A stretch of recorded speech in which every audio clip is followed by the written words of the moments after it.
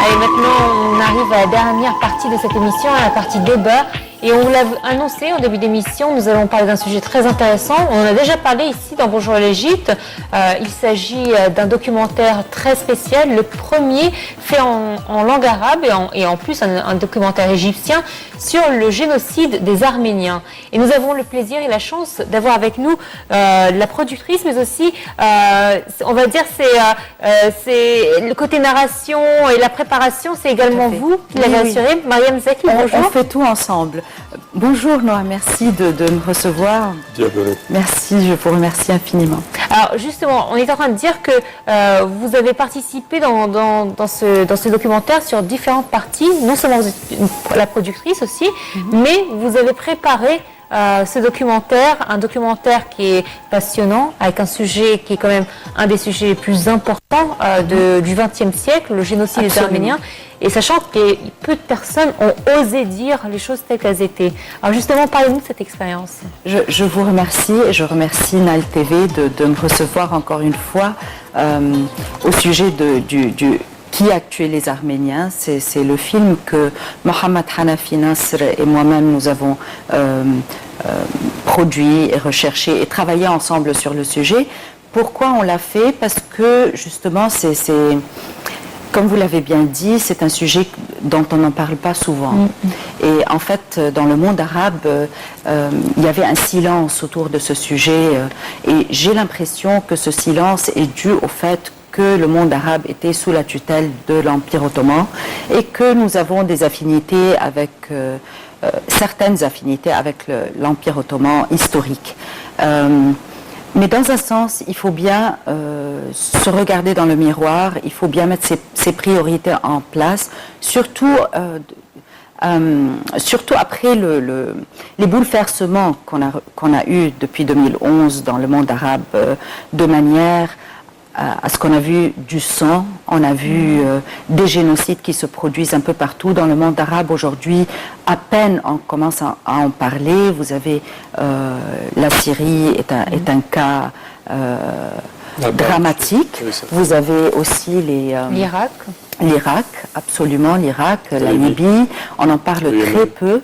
Et si on ne confronte pas notre passé, on ne va pas pouvoir avancer dans l'avenir. Et il faut mettre ses priorités en place, ses principes en place, pour pouvoir protéger ou au moins aider les populations qui ont été soumises à des drames comme ceux qu'on a vus dans le monde arabe. Parfait. Vous avez quand même débuté ce film. Il y avait l'Égypte qui a reçu les expatriés arméniens. C'était une terre de refuge pour eux quand même. Absolument. Ils étaient bienvenus dans toute la communauté égyptienne. Il y avait même des stars de cinéma. Il y avait partout dans l'Égypte. Ils le sont toujours. Ils font part de notre de notre fabrique nationale. C'est-à-dire que un Arménien égyptien est un Égyptien qui va à part entière. À part entière. Il est dans l'armée égyptienne, il est dans la culture égyptienne, dans les arts, il est partout, oui. Il fait part de notre culture, il fait part de notre identité. On ne peut pas dissocier les Arméniens, les Italiens, les Grecs, même les Juifs égyptiens, c'est-à-dire que ils font part de notre culture égyptienne à toute égalité. Et c'est ça l'Égypte que j'aime. Et c'est ça l'Égypte que je défendrai pour toujours. Et justement, comment vous est venue l'idée de faire un sujet tel que celui-ci? Car on sait, c'est un sujet qui date depuis un moment déjà. Vous dites qu'on a des Arméniens en Égypte, c'est vrai. Mais vous, comment le sujet vous est venu à l'esprit? Et c'est un travail qui demande énormément de temps. C'est un travail qui a demandé énormément d'efforts, énormément de temps et énormément d'introspection, la vérité. Vous savez, je pense que, c'est mon avis personnel, je pense que l'Égypte, depuis 1952, a été consumée par son développement, par comment dire, par tous les bouleversements qu'on a vus, 67, 73, tout ça, tout ce qui se passe dans le monde arabe. On peut projeter arabe. quelques scènes du film quand même, à présent. Oui, alors justement, expliquez-nous en même temps, ça vous a demandé beaucoup d'efforts, beaucoup de travail, d'introspection. Ça a demandé également de la collecte, n'est-ce pas? Oui, Absolument. il est sur l'écran. Exactement. Oui, on va vous déplacer le moniteur dans quelques instants. Comment vous avez réussi à collecter toutes ces informations, toutes ces interviews? Parce que j'ai vu la bande-annonce, voilà, on voit les images. Comment vous avez su récolter toutes ces informations et ces photos? Ça doit être un travail monstre. C'était un travail monstre parce que... mais il faut que je dise au début comment on a fait ça. On a fait ça avec l'aide, et je dois donner crédit aux Égyptiens arméniens. En fait, c'est eux qui nous ont aidés avec les contacts en Arménie. On a été en Arménie, les archives nationales ont été ouvertes, à bras ouverts, à nous, à moi et à Mohamed Hanafi, pour faire nos recherches là-bas. Le musée du génocide arménien a ouvert ses bras complètement pour qu'on puisse filmer, pour qu'on puisse prendre des PDF dont on avait besoin pour faire nos recherches. Ça, c'était un travail de 6 mois. Également, les Égyptiens arméniens nous ont aidés à aller à Beyrouth, où il y a une large communauté, et aussi il y a la cathédrale comment dire, le catholicos le catholicos des Arméniens, le siège de l'église arménienne, un des sièges de l'église arménienne est en exil en fait. Ils étaient à Kilikia avant, maintenant ils le sont à Beyrouth parce qu'ils sont en exil. 1,5 million d'Arméniens parmi les 2 millions qui existaient en 1915 ont été exténués. Alors le reste, ceux qui ont pu fuir, ils sont partout dans le monde arabe, et le siège de l'église arménienne, et bien sûr il y en a un à Yerevan, qu'on appelle l'église mère, mais aussi il y a le siège en exil qui est là-bas. Alors tous les Arméniens ont ouvert leurs bras parce que c'est le premier film qui se fait en langue arabe pour une audience arabe, la vérité. Parce que c'est important de comprendre que ce qui s'est passé en 1915 n'est pas tout à fait dissocié de ce qu'on a vu les dernières années dans le Moyen-Orient, ni dissocié de ce qui se passe aujourd'hui aussi avec les populations arabes. Alors, je donne beaucoup, tout mon amour, tout mon crédit, tout notre appréciation pour M. Armen Mazloumian et Mme Caroline Mazloumian aussi. C'était des amis. C'est eux qui nous ont fait savoir. Ils étaient des, comment dire, guests, des invités dans mon programme à Al-Hawa sur Orbit Television Network and Eliom Channel. Et c'est eux qui nous ont aspiré l'idée, la vérité. Ils nous ont fait réaliser qu'il y a quelque chose qui se passe là. Peut-être que si vous faites une petite recherche, vous allez avoir comment dire, un matériel extraordinaire. Et en fait, ce soir même, on a ouvert nos livres, on a commencé à faire nos recherches, etc. Et pour moi, le choc, c'était que si on avait réalisé que l'Empire ottoman, sous la direction de Young Turks, les jeunes Turcs, qui étaient en fait très radicaux, they are on the extreme right, très radicaux dans leur utilisation de la religion dans le domaine politique pour en fait achever leur fin leur gain politique. Ils ont maltraité la religion musulmane, ils ont maltraité les populations non musulmanes pour atteindre un certain comment dire, un certain pouvoir, résultat politique dans le temps. Alors, quand on réalise tout cela, on trouve que c'est les mêmes thèmes qui tournent toujours dans le monde arabe, comme si on n'a pas vraiment finit avec cette histoire de dissociation entre politique et religion. Alors que le 30 juin d'Égypte, je pense, a beaucoup fait dans ce sens, parce que c'était le choix des Égyptiens de vraiment dissocier la politique de la religion, d'avoir un système plus laïque, j'espère, parce que c'est la seule façon de survivre dans le futur, à mon avis, et à l'avis de M. Mohamed Hanafi Nasr.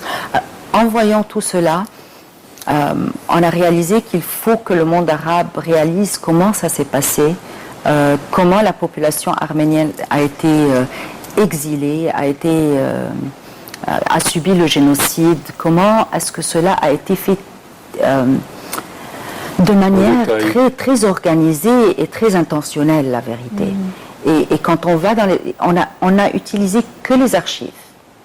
On n'a pas d'opinion dans ce film. On a utilisé les archives. On a utilisé les photos. On a utilisé que les documents. Même les documents diplomatiques entre les ambassades en Istanbul et, disons, par exemple, l'Angleterre ou l'Amérique ou l'Allemagne même, qui étaient très impliqués, en fait, avec l'Empire ottoman. Vous n'avez pas rencontré des difficultés parce que c'est un sujet que jusqu'à maintenant la Turquie ne l'admet pas, ne le reconnaît pas. On avait vu le pape François cette année demander au monde entier de reconnaître ce génocide car c'est un massacre énorme d'une grande population puisqu'il y a eu plus d'1 million de morts, 1,5 million. Donc on a vu comment le pape François était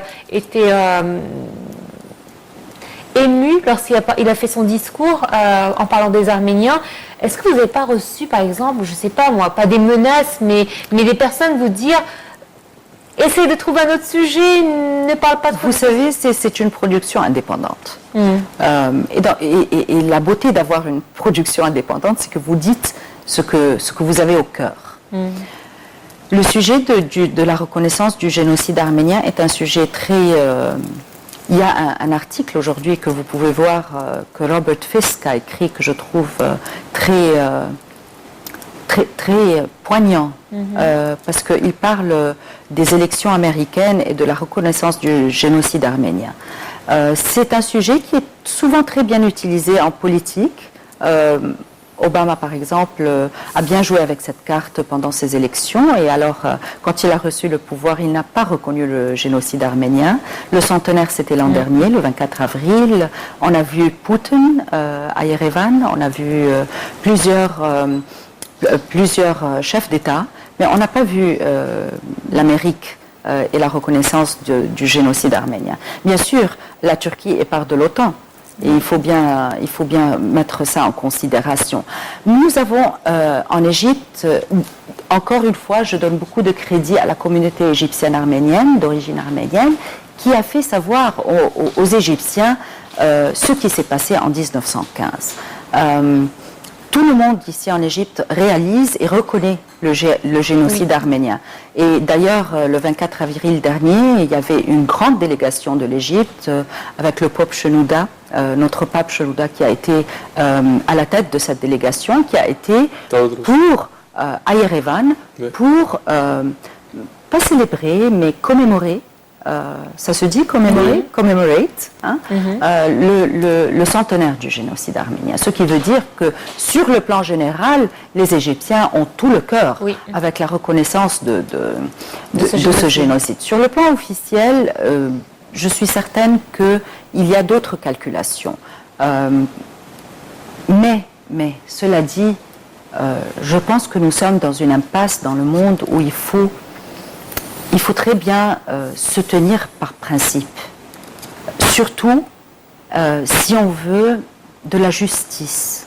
Et vu que nos populations sont sujettes à des génocides aujourd'hui, comment on pourrait leur apporter leurs droits si on ne reconnaît pas le droit des autres?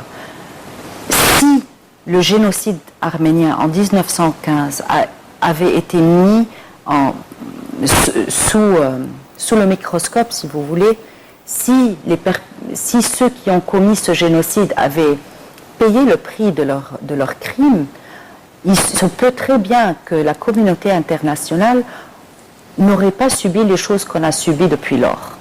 Peut-être le monde aurait changé, parce que même Hitler, si vous en pensez, quand il a commis le Holocauste contre les Juifs, il a très bien dit, et c'est très connu, qu'il a dit « Qui se rappelle des Arméniens ?» Oui. Si le monde se serait rappelé des Arméniens en 1920, 1925, on n'aurait pas eu d'autres génocides dans le monde. Et après 100 ans, c'est arrivé dans nos terres. Oui. Dans nos terres. Nous avons vu des génocides partout, le Kosovo, le Bosnia, en Afrique, les Zoulous et les Tutsis. C'est-à-dire que ce que je veux dire que l'être humain doit respecter l'être humain, quelle que soit sa religion, quelle que soit sa couleur, quel que soit son genre, qu'il soit homme ou femme, qu'il soit handicapé ou pas. Il y a une certaine humanité à l'être humain qui doit être respectée par tous. Et il est temps que tous les systèmes politiques,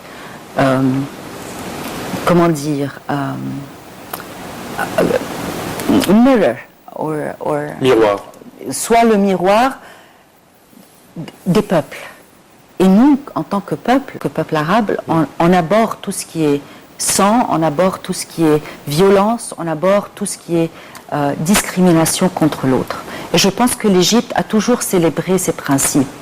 Et il est temps qu'on en parle avec courage. Il est temps qu'on protège les populations égyptiennes.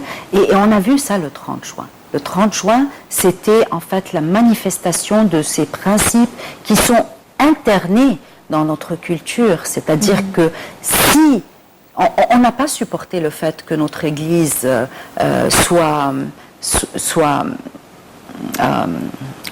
attaquée. Oui. On n'a pas supporté le fait que les églises égyptiennes soient menacées Et attaquées. Oui. et attaquées. Non, elles étaient Détruites. mises au feu et détruites. C'est-à-dire, ça c'est inacceptable pour l'Égyptien. Ça c'est inacceptable pour notre histoire, pour notre valeur en tant qu'être humain. Et c'est là que 30 millions d'Égyptiens ont dit ça suffit, on ne va pas avoir ce système. Parce que c'était pas sustainable. On ne pouvait pas continuer comme ça. Je vous sens émue en parlant de ce sujet. Oui, je sens que c'est un de mes grands défauts. Exactement. Je prends tout avec passion. Justement, ça n'a pas été difficile pour vous de voir toutes ces images horribles. Je suis passée par une période très difficile. C'est vrai? Très difficile sur le plan personnel. Oui, lire, voir, entendre. Ça vous a changé? Ça m'a rendu beaucoup plus humble. Il faut que je l'admette, oui. Ça m'a rendu beaucoup plus humble. Même beaucoup plus humble envers ce qui se passe dans le pays ici. Beaucoup plus aussi, j'ai beaucoup d'admiration pour l'armée qui a soutenu l'Égypte, pour l'armée qui défend le fait qu'on veut être ce que nous avons toujours été. Pas qu'autre chose comme ce qu'on a vu les 5 dernières années. Et les spectateurs vous l'ont bien rendu? Les spectateurs nous l'ont bien rendu. Moi et M. Mohamed Hanafi Nasr, mon collègue et partenaire, on a eu le prix? Le prix de l'audience à New York. Oui, non, pas celui-là, c'est moi qui l'ai reçu. Voilà, Le film l'a reçu aussi. Ça, c'est le film, d'accord. Oui, et aussi le prix de l'audience. C'est-à-dire qu'il y a certains films que les juges aiment bien et d'autres que les spectateurs préfèrent. Qu'est-ce que ça vous a fait de recevoir un tel prix dans un pays où, justement, vous venez de le dire, le président lui-même n'insistait pas à la commémoration de ces génocides, puisque vous l'avez eu à New York? C'est un peu symbolique. Vous savez, les films, les arts, tout ça, c'est indépendant. Et ce Socially Relevant Film Festival est un festival à New York que j'admire beaucoup. Il y avait 400 films qui se sont présentés. Ils ont pris 33 de 40 pays. Nous sommes parmi les 33 l'Égypte était bien présente dans ce film et dans ce festival. Et il faut dire que c'est un festival très intéressant parce que c'est un festival qui est contre la violence de toutes ses formes, qui est contre la discrimination de toutes ses formes et qui met en valeur des films qui ne sont pas hollywoodiens, dans le sens que they're not big productions, c'est pas de grandes productions. Et aussi, c'est des films qui n'auraient pas eu l'occasion d'être mis en valeur ou de voir la lumière s'il n'y avait pas cette plateforme. Et c'est merveilleux parce que ça donne la chance à deux Égyptiens indépendants de faire un film et de le présenter à New York et d'avoir les caméras, voir tout le monde s'intéresser à votre film. C'est merveilleux d'avoir Nile TV s'intéresser à votre film. C'est un grand honneur et un plaisir de vous avoir avec un tel film, vraiment. Et aussi, c'est beau parce que c'est une plateforme qui vraiment dit que l'audience n'a pas nécessairement un goût pour la violence qu'on voit dans les films de grande production. Ils ont un goût pour des histoires qui affectent l'être humain de manière différente. C'est-à-dire, on a vu des films là-bas sur le trafic des hommes et des femmes, dans human trafficking. On a vu des films sur l'environnement.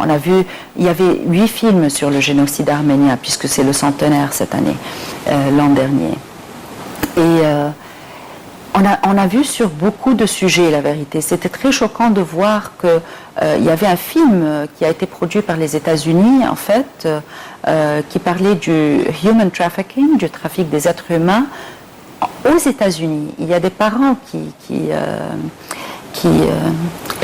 vendent leurs enfants au human trafficking et qui sont américains, c'est-à-dire ils sont pas ils sont pas en Syrie, ils sont pas en Libye, ils sont pas mais aux États-Unis où ils sont pas dans un conflit armé, c'est-à-dire où peut-être dans ces situations l'être humain perd son humanité et peut faire des choses, mais là c'est complètement dans un environnement et c'est ça le courage des filmmakers qui font des films pareils, c'est qu'ils ont le courage de parler de sujets qui sont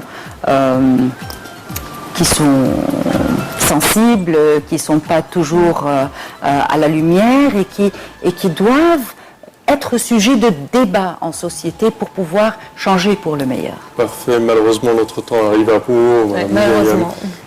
Nous tenons à vous remercier et féliciter pour les prix que vous avez reçus et le film quand même. Merci à vous. Je te remercie, Noah, je vous remercie également. Je dois remercier tous nos amis qui nous ont donné un énorme support moral et logistique. Je dois remercier Nile TV pour s'intéresser à notre film, à notre sujet, et je dois remercier Noura Armani. Je dois remercier la communauté égyptienne qui nous a donné un prix ici en Égypte avant d'aller à New York pour le film également. Et je ne veux pas oublier qui que ce soit, mais vraiment c'était fantastique de parler d'un sujet qui a été tellement mis à l'obscurité. En tout cas, nous, au nom de Nile TV, on remercie toute l'équipe et on vous félicite car vous êtes une vraie fierté nationale. C'est vrai qu'on est toujours fiers de personnes qui réalisent de très belles choses et qui dépassent les frontières. Merci à vous, merci de votre temps. Merci à vous également de nous avoir suivis. J'espère que vous avez apprécié ce débat tel que nous l'avons apprécié ici. Merci Samer. Merci Noah, merci chers téléspectateurs et bonne suite de programmes sur Nile TV International. Au revoir. Merci.